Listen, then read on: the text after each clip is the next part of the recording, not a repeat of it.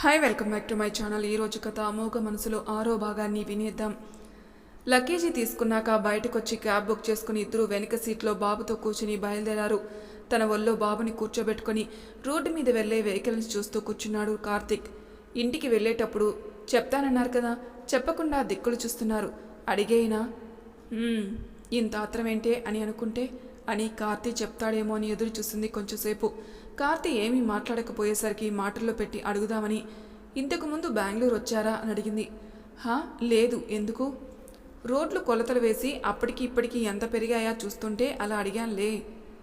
చిన్న, మీ పిన్నికి సరదాగా మాట్లాడడం కూడా వచ్చా అన్నాడు. అవును, నాకు సరదాగా మాట్లాడడం మాత్రమే వచ్చు. కార్తీక్ గారిలా మాట మర్చిపోవడం రాదు. మాట మర్చిపోయానా?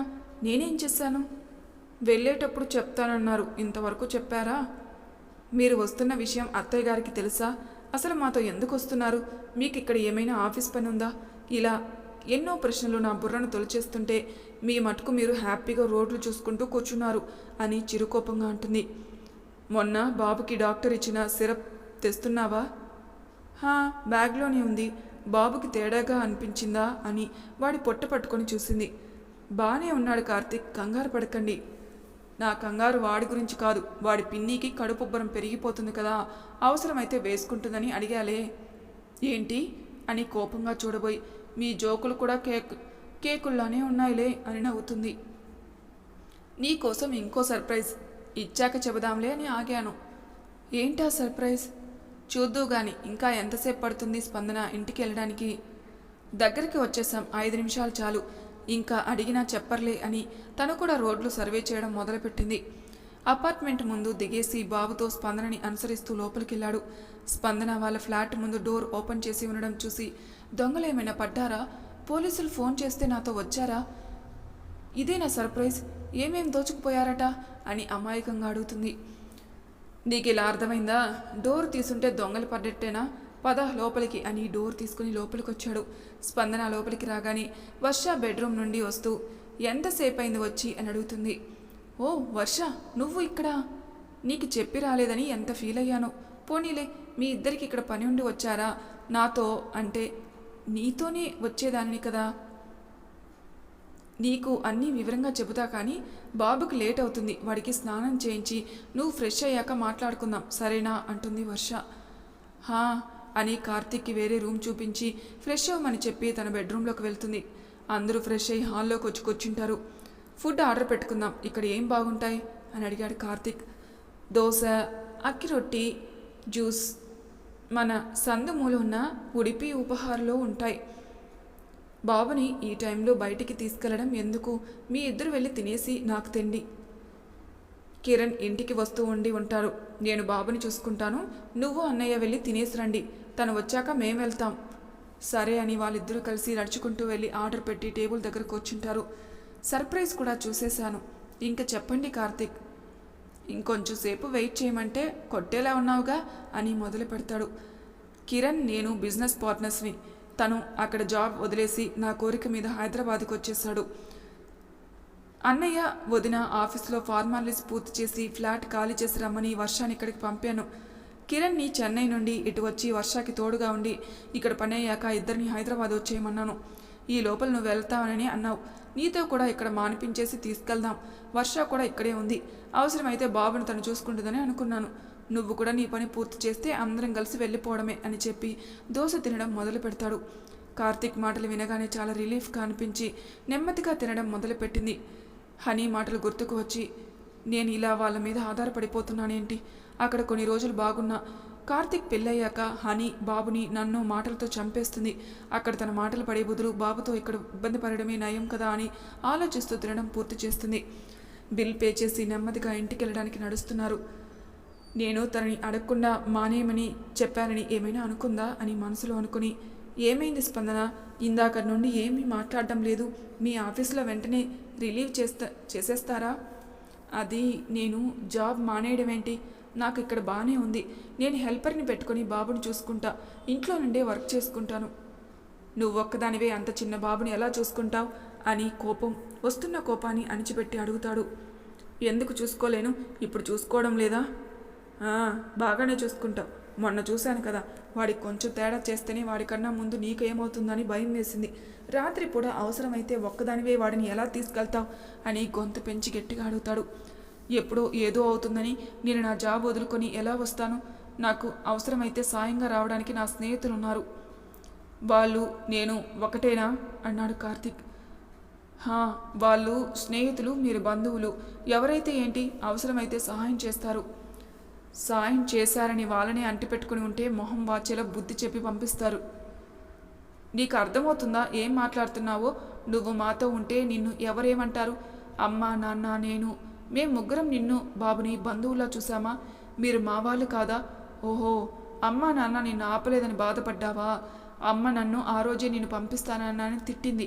అమ్మకి ఇదంతా చెప్పి నిన్ను ఏడిపిద్దామని నీకు చెప్పలేదా ఎప్పుడే? అదేం లేదు, ఎక్కడ ఉండాల్సిన వాళ్ళం అక్కడ ఉంటే అందరికీ గౌరవం అని తల పక్కకు తిప్పి వస్తున్న కన్నీళ్ళు ఆపుకోవడానికి ప్రయత్నిస్తుంది స్పందన.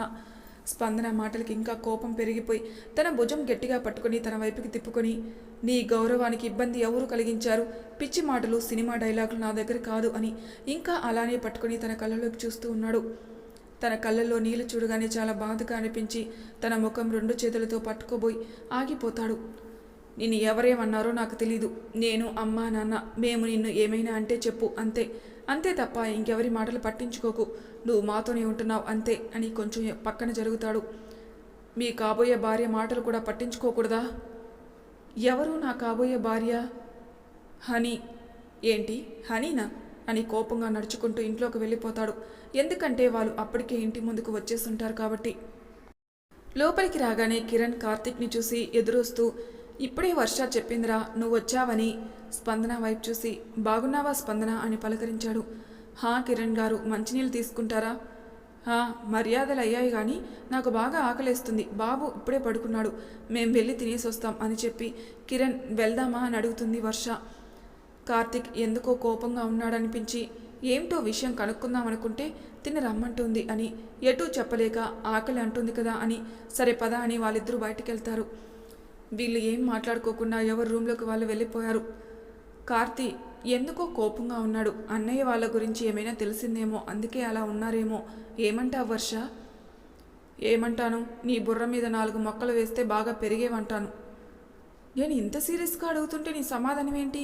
ఇంకా చిన్నతనం పోలేదు నీకు.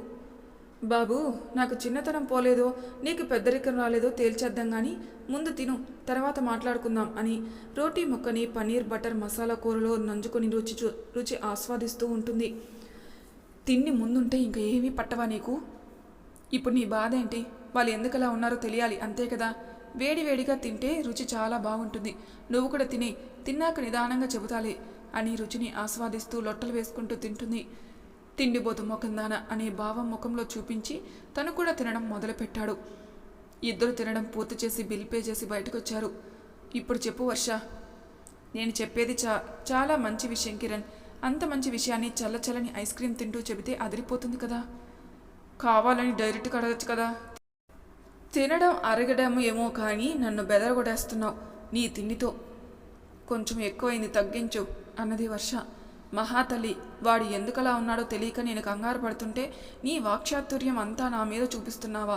పద అని అక్కడే ఉన్న ఐస్ క్రీమ్ బండి దగ్గర తనకి ఇష్టమైనది ఇప్పించి, ఇది బాగా మేస్తూ అసలు విషయం చెప్పు అన్నాడు కిరణ్. కోన్ ఐస్ క్రీమ్ని చక్కగా చీకుతూ, వాళ్ళిద్దరినీ చూస్తే ఏమనిపిస్తుంది నీకు అని అడిగింది. ఏమనిపిస్తుంది? వాడు కోపంగాను తన బాధగాను ఉన్నారనిపిస్తుంది.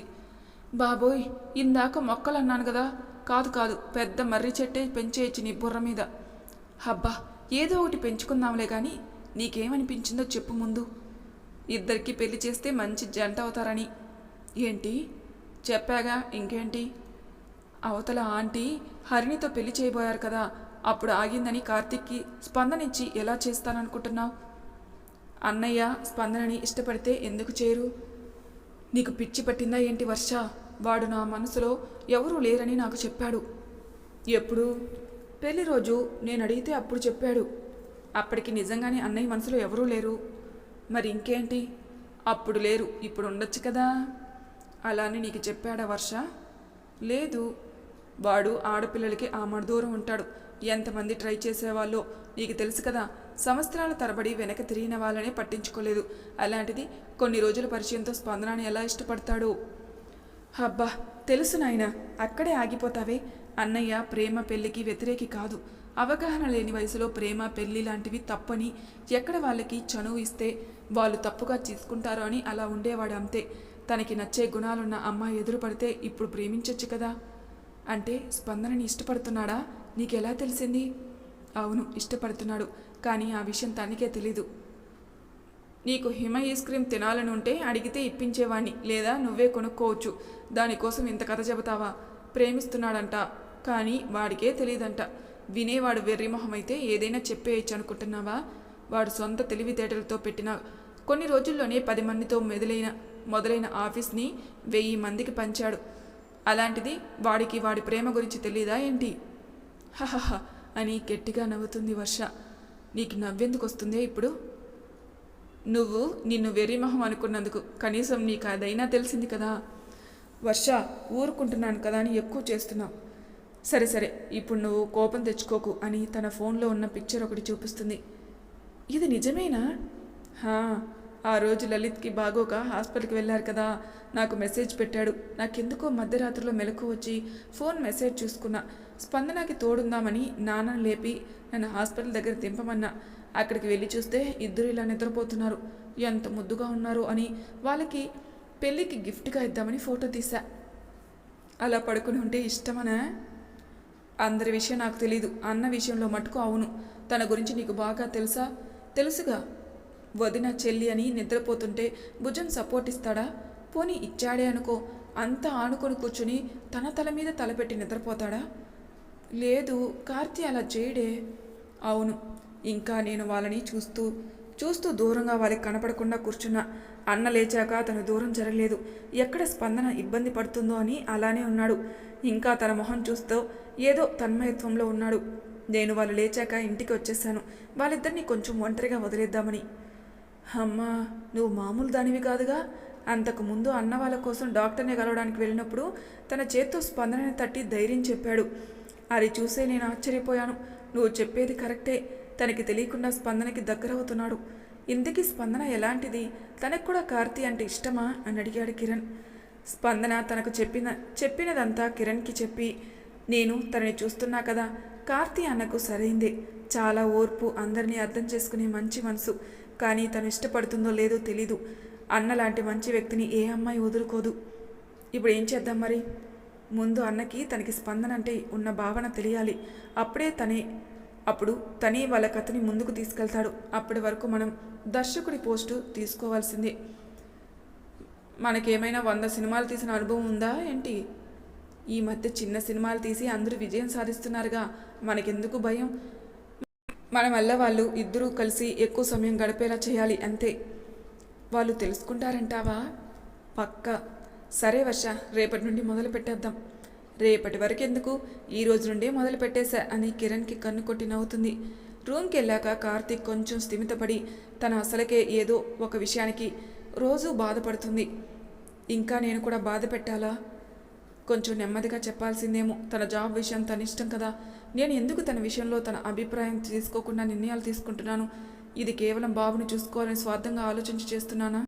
స్వార్థం అనే మాటని తన మనసు ఒప్పుకోవడం లేదు. స్పందనని నేను ఒంటరిగా ఉంచలేను. బాబుని నాతో తీసుకెళ్ళిపోతే తను ఉండగలదా? లేదు, ఉండలేదు. అన్నయ్య వాళ్ళకి తగ్గే వరకు నేను హైదరాబాద్ నుండి రాలేను.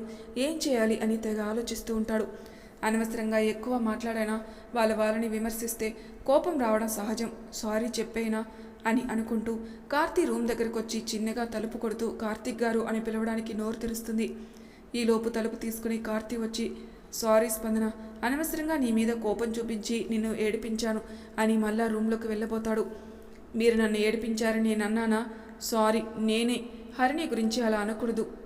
తన గురించి నువ్వేం తప్పుగా మాట్లాడలేదు. తన గురించి తెలిసి కూడా నేను తన నోరు అదుపు చేయలేదు. పర్లేదు, తనేమి తప్పుగా అనలేదులే.